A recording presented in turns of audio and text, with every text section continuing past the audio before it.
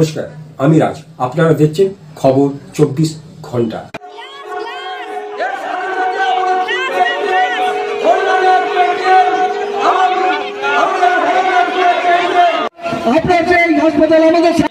জল গাড়ি water ATM আজকে উদ্বোধন করলেন প্রত্যন্ত গ্রামে, কি বলবেন?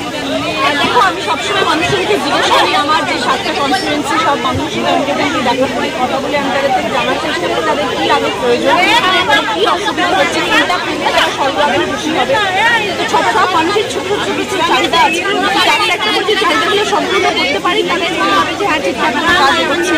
তো আমার এখানে দাসপুরে ওরা চেয়েছিল যেটা একটা ওয়াটার এটিএম হোক, এবং ওদের তরফ থেকে অনেকবার অনুরোধ ছিল যদি আপনি আমাদের একটা ওয়াটার এটিএম তৈরি করুন। তো এরকম 3 জায়গায় আজকে আমাদের ওয়াটার এটিএম উদ্বোধন হলো, দাসপুরে হলো, বড়ালে হলো, 3 জায়গায় হলো। আমি একা 3 জায়গায় মজুদ হতে পারলাম,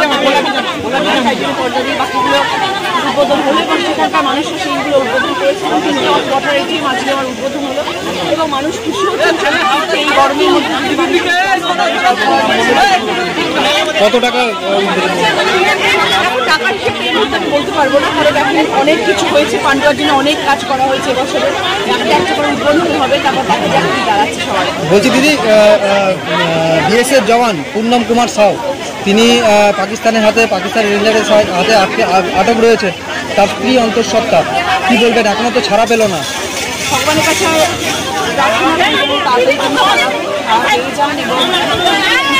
শান্তি বজায় থাকে এবং ভারতবর্ষে শান্তি ফিরে আসে। আমরা কেউ যুদ্ধ চাই না, আমরা কেউ শান্তি চাই না। আমরা চাই মানুষ ভালো থাকুক, সবাই শান্তি থাকে, আনন্দে থাকুক এবং সেই আশায় আছে।